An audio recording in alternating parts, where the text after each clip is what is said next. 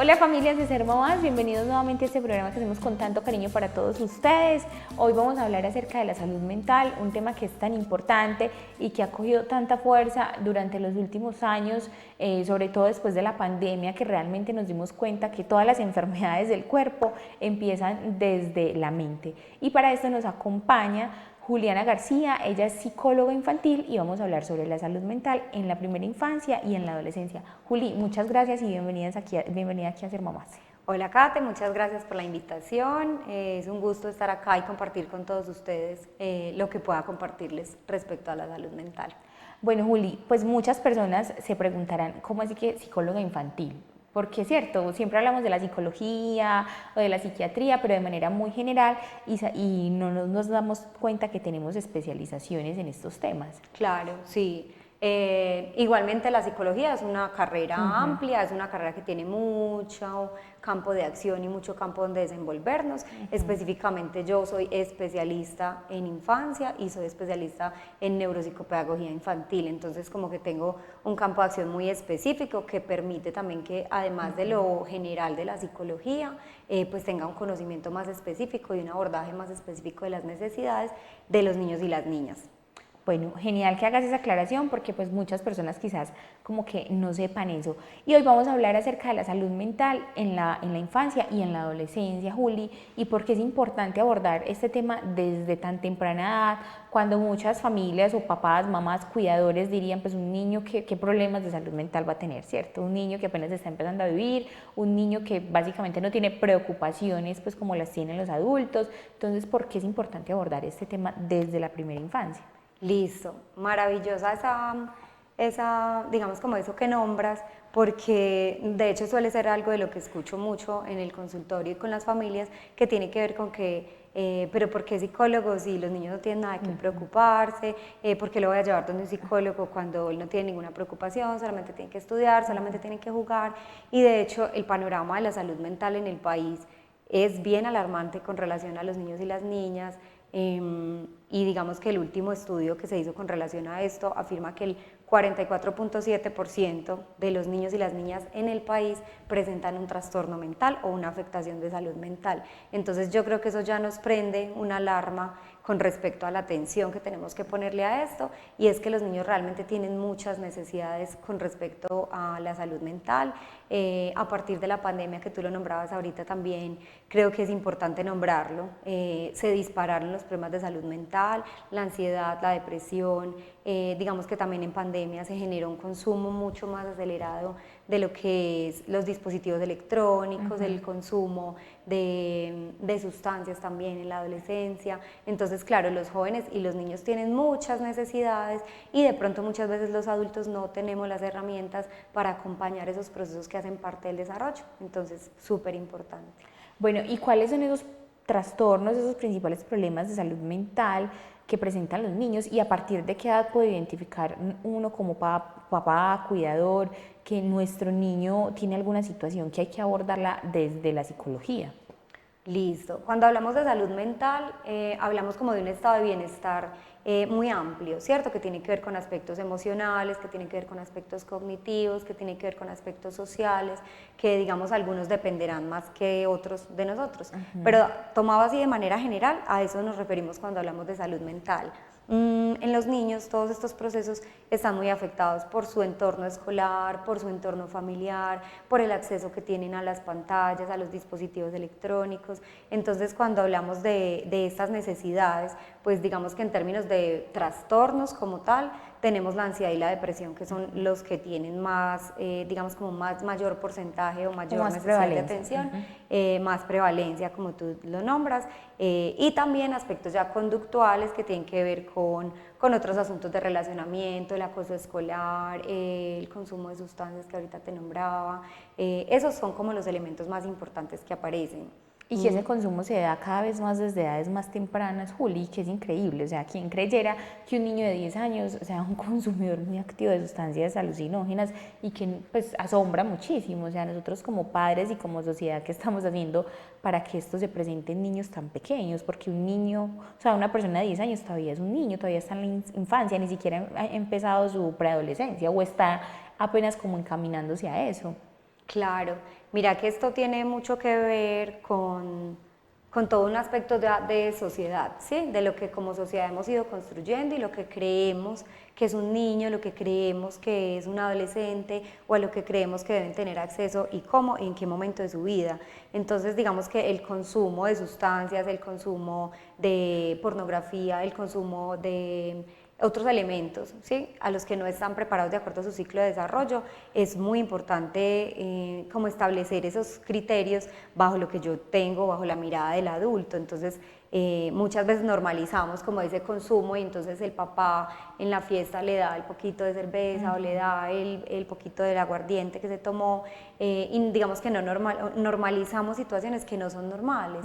Entonces después llegamos a consulta, es que mi hijo está consumiendo una sustancia ilegal, pero para mí es normal que se tome una cerveza en la casa y tiene 14 años, ¿cierto? Que también es una droga, que también es una sustancia que no está permitido para un niño de esa edad. Entonces también es partir desde ese pensamiento y desde esa creencia que como adultos tenemos.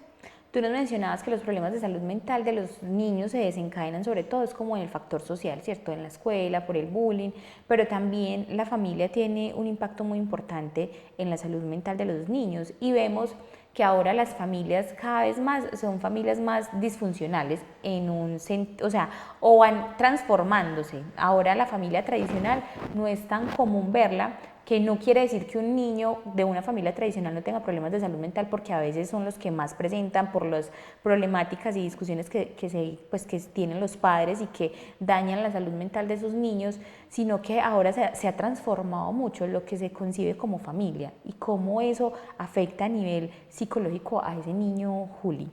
Bueno, la familia a lo largo de la historia ha tenido muchas transformaciones y una de esas tiene que ver con que ahora no solamente trabaja el papá y la mamá está en la casa con los niños, bajo el cuidado pendiente todo el tiempo de lo que ocurre con ese niño. Hoy no, hoy casi todas las familias tenemos unas situaciones que mamá tiene que trabajar, papá tiene que trabajar, o es una familia donde hay uno solo, está pendiente como de todo. Y eso influye mucho porque obviamente no estamos conectados al 100% con las necesidades de nuestros niños, entonces es como una manera en la que eso los puede afectar. Obviamente el conflicto también es una manera en la que puede afectarse la salud mental de los niños y los adolescentes, entonces también es muy importante irnos pensando o ir revisando cómo está nuestra propia salud mental, ¿cierto? O sea, yo no puedo ser un acompañante en el camino o una guía de salud mental para mi hijo o para mi hija si mi salud mental está afectada. Y hay muchos mitos también alrededor de lo que es el cuidado de la salud mental, entonces no acudimos con frecuencia al psicólogo porque pensamos que es un asunto muy específico, bajo situaciones muy específicas, o cuando una persona ya está en Como el al límite, borde. como al límite, ¿cierto? Entonces digamos que esa prevalencia de los trastornos de salud mental no es solamente en los niños y los adolescentes, sino también en los adultos, y parte de esa creencia o de esos mitos que hay alrededor del cuidado de la salud mental. Ahora vemos mucho en los colegios los maestros orientadores, ¿cierto? Es muy común. Antes, por ejemplo, en mi época, a mí no me tocó un maestro orientador. Ahora sí, desde las instituciones le están prestando atención al tema, o sea, de verdad que es un tema serio, que es importante el acompañamiento que puedan tener estos pelados, estos niños desde edad temprana, o sea, y desde los colegios le están prestando atención a esto, y qué rico que nosotros como familias también pudiéramos hacerlo, o sea, que no esperemos a que nuestros niños tengan trastornos depresivos, trastornos de ansiedad, trastornos de hiperactividad u otro tipo de comportamientos para que nosotros busquemos ayuda profesional. Claro, la figura del orientador escolar y el psicólogo de convivencia también, que ya muchos colegios, pues en realidad todos deberían contar con esta figura, es muy importante, porque yo creo que también poder tener estos espacios de conversación genera también que se pueda ir validando el cuidado de la salud mental y que se pueda ir generando ese espacio de conversación para poder ir rompiendo esos mitos.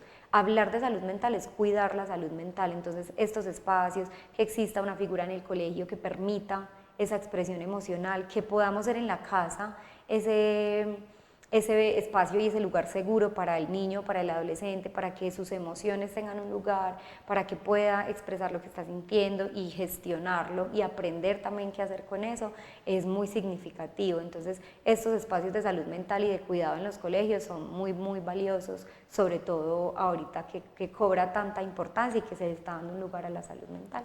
Julia, a mí me parece como muy descabellado pensar en la idea de que hay niños de 4 años que tienen ideaciones suicidas. O sea, un niño de 4 años, ¿cómo es posible que esto llegue a suceder? O sea, ¿y cuál es la responsabilidad que tiene el núcleo familiar, el núcleo social?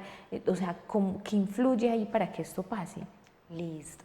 Es muy triste. Mira que precisamente esta semana estaba leyendo algo y solo en el primer trimestre de este año 130 niños se quitaron la vida, o sea, entre niños y adolescentes. Eso es una cantidad impresionante, ¿cierto? Digamos que estos trastornos de salud mental generalmente empiezan a diagnosticarse o a verse a partir de los 5 o 6 años, pero hoy en día escuchamos niños de 4 años con expresiones relacionadas con quitarse la vida, con una falta de sentido, de cercanía con la vida, y yo creo que ahí tenemos que cuestionarnos algo muy importante que tiene que ver con el acceso que le damos a los recursos y a los dispositivos electrónicos. Entregarle a un niño un celular es abrirle una puerta que no está preparado para conocer y que lo pone al servicio de muchas cosas que no está preparado para asimilar, que su cerebro todavía no puede asimilar, y lo que encuentra ahí muchas veces es lo que dispone también estos procesos de salud mental. Mira que cuando yo le entrego ese celular, afecto también muchos asuntos a nivel de comportamiento. Entonces, ¿qué hago yo cuando le doy el celular todo el tiempo? El niño está accediendo a mucho contenido que yo no tengo control de lo que está viendo, y después se lo quito y el niño se desborda emocionalmente porque necesita tener ya este elemento en su vida, y a partir de ahí, ¿qué se genera? Entonces, ese tipo de expresiones como yo ya no quiero vivir porque no tengo un celular o porque no tengo esto o lo otro, también es como una vida que se vuelve muy superficial y que es lo que con frecuencia lleva a este tipo de ideaciones. Hablando de gestión de emociones, o sea, es muy importante que los niños desde la primera infancia aprendan a gestionar sus emociones. ¿Cuáles son esas herramientas que los papás podríamos tener para, sobre todo desde muy chiquiticos, aprender o enseñarles a los niños a identificar las emociones, pero que nosotros también seamos responsables de hacer ese trabajo con nosotros mismos? Maravilloso. El primer paso es claramente revisar cómo lo estoy haciendo yo. Los niños ven, los niños hacen. Si yo soy una persona que ha aprendido a gestionar mis emociones, que le doy un lugar a lo que siento, que lo expreso de manera asertiva, pues obviamente voy a modelar el comportamiento de mi hijo y él va a aprender a hacerlo de la misma manera. Y lo otro también tiene que ver con acompañarlo en esa gestión emocional y en ese reconocimiento de las emociones. Yo no puedo hacer algo con una cosa que no entiendo, que no sé qué es lo que estoy sintiendo. Entonces muchas veces de pronto sentimos que el niño tiene un problema con una emoción, pero es que el niño ni siquiera tiene nombre para eso que está sintiendo. Entonces, si yo no puedo nombrar eso que estoy sintiendo, si yo no sé que lo que estoy sintiendo es frustración, si yo no sé que lo que estoy sintiendo es tristeza, ¿cómo voy a saber qué hacer con eso? Entonces, poder ser un modelo, ¿cierto?, de gestión en las emociones, y poder además ser un lugar seguro en el que el niño pueda llegar y contarme con la tranquilidad de que eso va a ser escuchado, de que eso va a ser validado, de que eso va a ser reconocido, y de que yo como adulto voy a estar en la capacidad de acompañarlo a gestionar esa emoción. Las emociones son pasajeras, llegan y se van, ¿cierto? El problema surge cuando no acompañamos de la manera apropiada, y entonces obviamente la emoción se le da una trascendencia más grande, tiene unas dificultades más grandes y terminamos con un comportamiento que no es deseado. Pero si yo puedo garantizar ser un lugar seguro para el niño, ayudarle a comprender lo que está sintiendo y ayudarle a encaminar esa conducta de acuerdo a lo que está sintiendo de manera asertiva, va a ser muchísimo más fácil, entendiendo también el proceso de desarrollo en el que está. Yo no puedo pretender que un niño de 3 años se autocontrole, se autorregule y pueda gestionar una emoción. Es un niño. Porque es un niño, ¿cierto? Es un niño, y es un niño muy pequeñito. Entonces, bueno, Juli, vamos a nuestro corte a comerciales y al regreso hablamos de cómo los papás o los cuidadores podemos identificar cuándo es necesario llevar a nuestros chiquis a una atención terapéutica con un psicólogo o con apoyo psicosocial. Ya regresamos.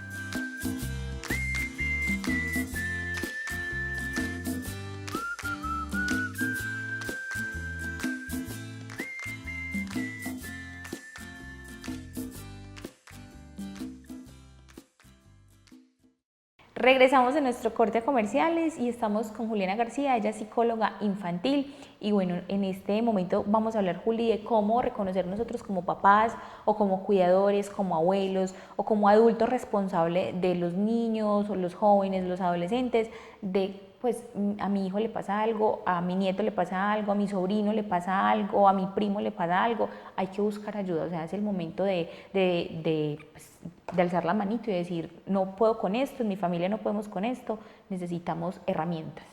Vale, sí, mira que es fácil y no tan fácil. ¿Fácil en qué sentido? Que darte unos criterios específicos yo creo que va mucho más allá de eso. ¿Por qué? Porque ustedes como mamás, como papás, como tíos, como familia, como persona cuidadora de ese niño, de ese adolescente, los conocen. Cuando yo veo que mi niño tiene un comportamiento que está dentro de lo que es su proceso de desarrollo, su personalidad, como su forma de ser, es mucho más fácil que si yo noto un cambio, inmediatamente acuda, ¿cierto? Esto es una situación que merece la pena evaluarse. ¿Qué pasa? La mayoría de situaciones que ocurren con los niños a nivel emocional, de comportamiento, podrían ser manejadas en casa con los papás. Lamentablemente no tenemos casi siempre las herramientas o el conocimiento para hacerlo. Entonces, lo primero yo creo que es revisarnos nuestras propias herramientas. ¿Cómo me siento yo en relación a los procesos de desarrollo infantil, a lo que es esperable en este caso para el momento del desarrollo en el que está mi hijo, los problemas a los que se enfrentan los niños en los colegios? Entonces, ¿qué tanto sé yo del bullying? ¿Qué tanto sé yo del consumo de sustancias? ¿Qué tanto sé yo de aspectos emocionales o trastornos emocionales en la infancia? El conocimiento nos brinda también como esa posibilidad de ir a través de la observación intencionada definiendo ese paso a seguir. Entonces, si yo sé que mi niño es un niño introvertido, pues él es tranquilo, no es muy sociable, pero siempre ha sido así, pues digamos que es validar esa parte, ¿cierto? No porque yo su crea, personalidad, o sea. no porque yo crea que eso está mal o que debería ser más sociable. Desde el respeto, entender que esa es su personalidad. Que esa es su forma de ser en el mundo y está bien, ¿cierto? Que también puede generar más problemas el estar yo tratando de exponerlo a que sea más abierto, más introvertido, diferente a cuando mi niño era súper extrovertido, muy conversador y de un momento a otro empezó a cambiar.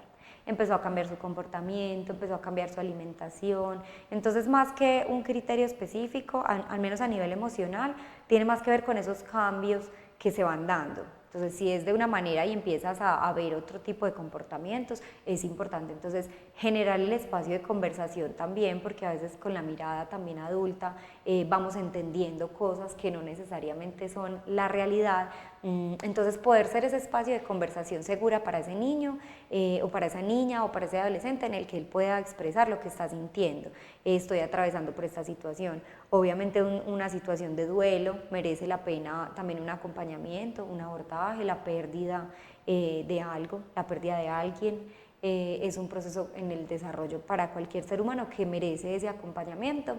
El divorcio de los papás generalmente requiere un acompañamiento, esos asuntos emocionales, a nivel de comportamiento y de conducta, también hay situaciones que es muy, muy necesario abordar y que tiene que ver con que empiezan a tener dificultades escolares. Entonces, si siempre ha sido buen estudiante, de hecho, los niños generalmente tienen cómo ser buenos estudiantes siempre. Cuando hay dificultades académicas, generalmente hay dificultades en la familia, hay dificultades a nivel emocional. No tienen un buen acompañamiento. Es cierto, porque un niño que tenga un buen acompañamiento, pues es un niño que difícilmente, o sea, así no tenga una capacidad intelectual muy alta, pues al menos un buen rendimiento, ¿cierto? Claro. Que sea responsable. De hecho, si tiene bajo rendimiento académico y a nivel familiar tú ves que no hay dificultades, pues o sea, no hay dificultades que sean graves o que merezcan un tipo de intervención familiar.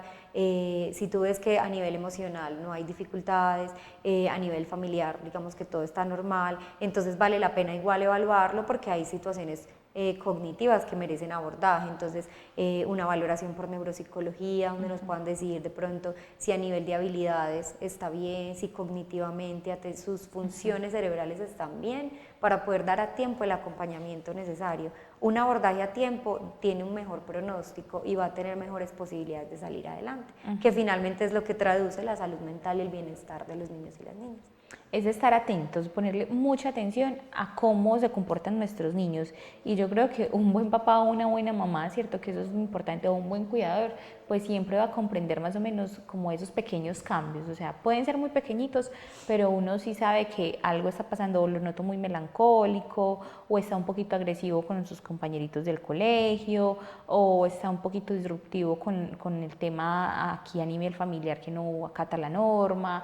Entonces son muchas cosas, o a nivel de la alimentación, entonces ya casi no come, o come mucho. O sea, se pueden presentar varias cosas que nos pueden decir, mi niño en este momento está pasando por alguna situación. No tiene que ser siempre desde la familia, pero sí observar qué es lo que está pasando. Claro. Esto en cuanto a los más chiquitos, ¿cierto? Porque yo creería que los niños son responsabilidad de los cuidadores y de los adultos, ¿cierto? O sea, Siempre. los niños es lo que el adulto haga por el niño.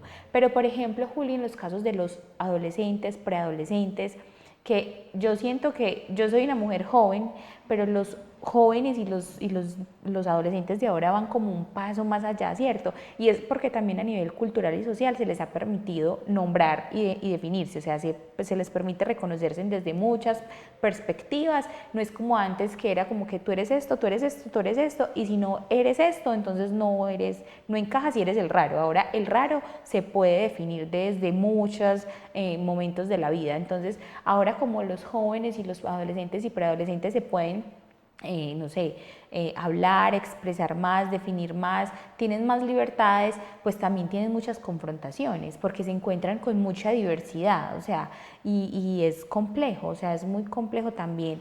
Yo siento que las juventudes de ahora son juventudes más libres, pero también más difíciles de vivir. Completamente de acuerdo contigo, Kate.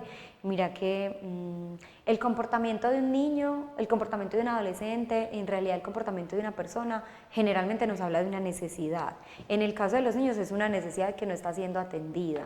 Entonces, siempre que hay un cambio en el comportamiento, hay una necesidad que tú tienes que revisar y que tienes que atender.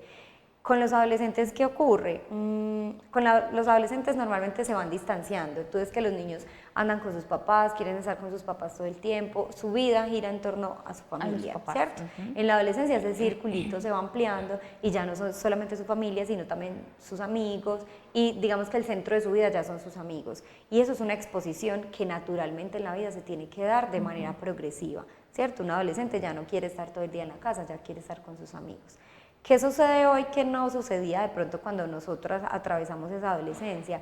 Es la cantidad de información a la que estamos expuestos, ¿cierto? Entonces, hoy en día todo el mundo a través de las redes sociales comparte su vida perfecta, porque nadie comparte en redes sociales, o digamos no nadie, pero muy pocas personas se atreven a mostrar esa vulnerabilidad.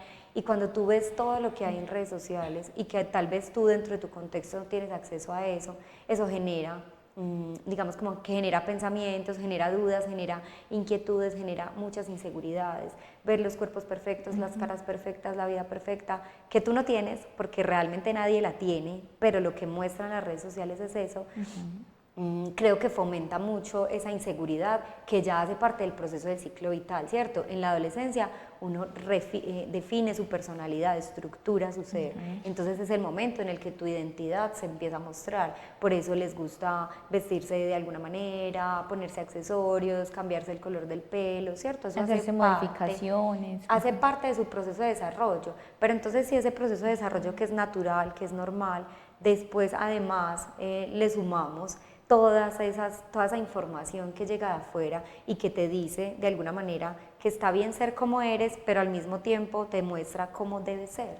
Entonces genera mucha inseguridad y es una confrontación difícil. Además que no tienes las herramientas psicológicas todavía para hacerte cargo de eso. Entonces, ¿qué hago con eso que estoy sintiendo? Que el joven no tiene las herramientas y que en la casa tampoco las tienen, porque estamos yo siento que en este momento estamos haciendo una transición generacional muy importante, o sea, lo que se viene para las generaciones futuras es un cambio generacional.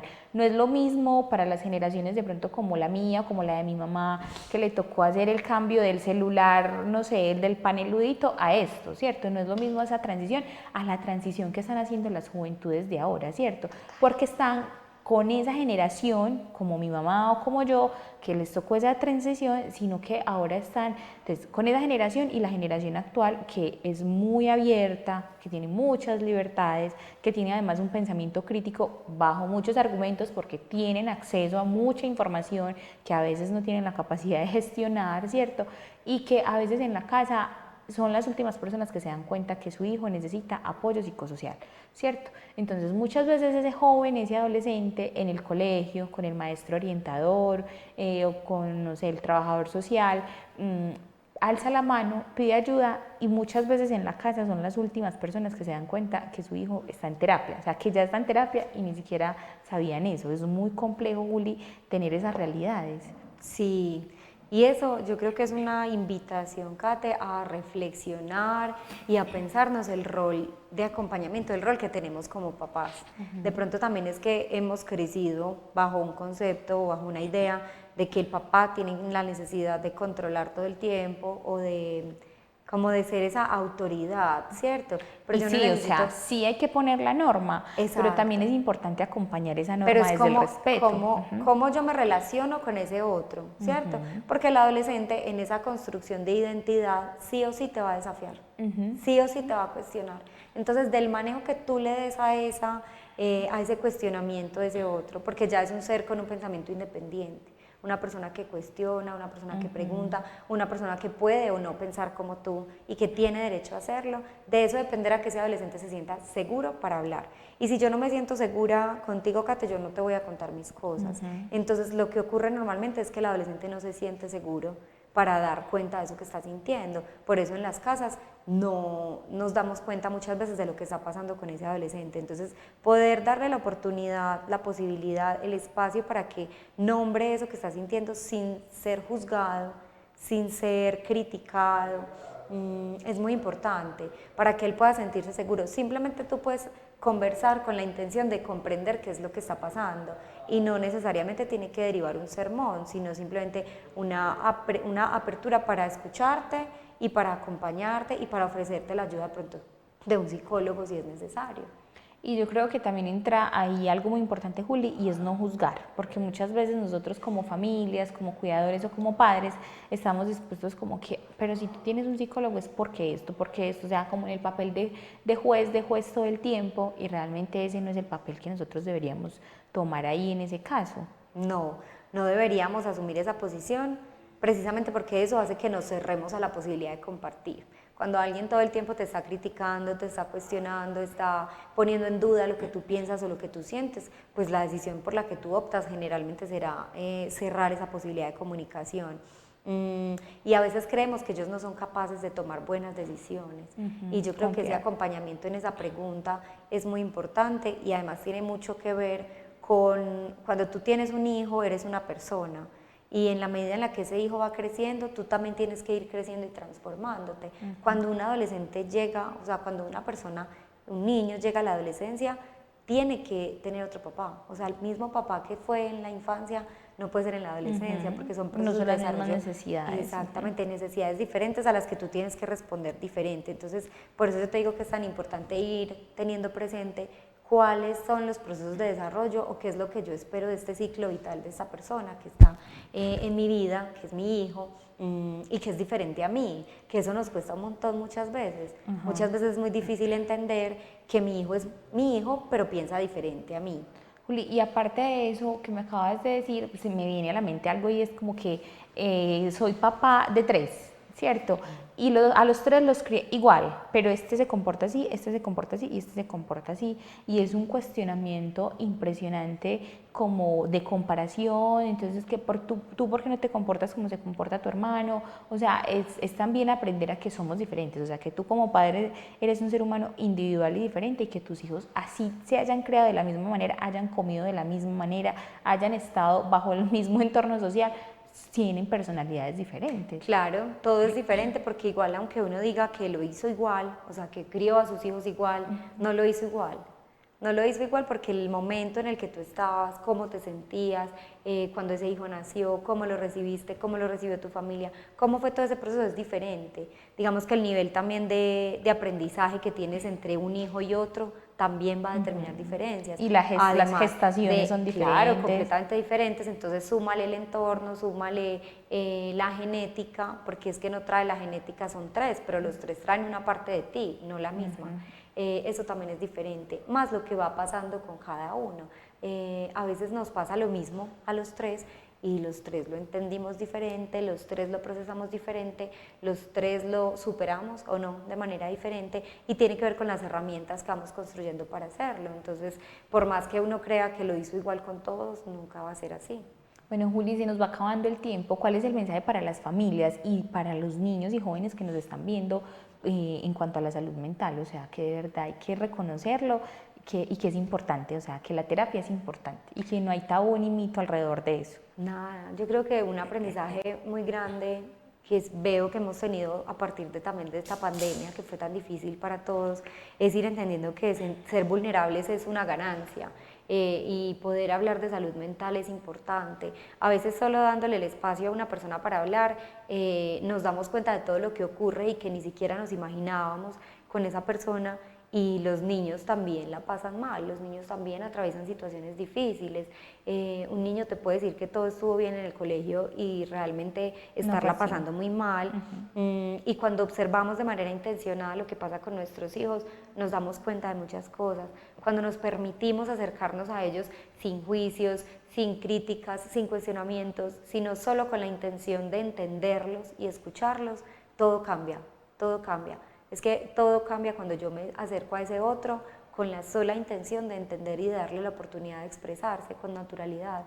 Y cuanto antes lo empecemos a hacer, más fácil va a ser. Entonces, por eso es tan importante en la primera infancia darles espacio a los niños de hablar, de expresar lo que sienten, acompañarlos a nombrar esas emociones para que puedan saber qué están sintiendo. Y obviamente el trabajo personal nunca puede faltar, poder reflexionar a nivel personal sobre eso que está pasando conmigo, sobre cómo lo estoy haciendo yo, y si necesito ayudita, alzar la manito, y es que es válido. No somos seres perfectos, estamos en constante aprendizaje. Bueno, Juli, ¿dónde te pueden encontrar las personas? ¿Cómo se pueden contactar contigo? ¿Dónde atiendes? Bueno, me pueden encontrar en Instagram, @la psicóloga de los ninos, sin ñ, ninos.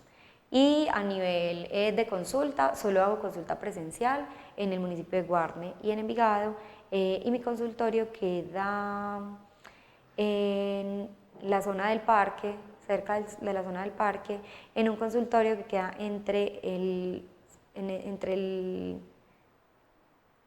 Desde ahí, retomamos desde ahí.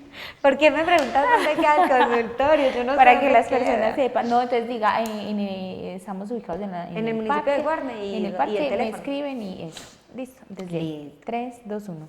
Bueno, el consultorio está ubicado en el municipio de Guarne, cerca del parque principal de Guarne, y la cita la pueden agendar a través del 319-444-9854. Hago terapia infantil, de adolescentes y también terapia parental, porque esas herramientas para los papás siempre van a ser lo más importante. Juli, un gusto haberte tenido acá en nuestro espacio, ojalá también podamos volver a tenerte, Claro, y bueno, bienvenida por acá a Ser Mamás, que estoy segura que todas estas herramientas que tú nos ofreces, pues mejor dicho, van a ser súper necesarias para todos, o sea, para todos los del hogar, o sea, no solamente para los niños, sino para nosotros como adultos, ¿cierto? Así que muchísimas gracias. Kate, muchas gracias a ti por esta invitación. Y a ustedes, familias, muchísimas gracias por habernos acompañado en esta emisión.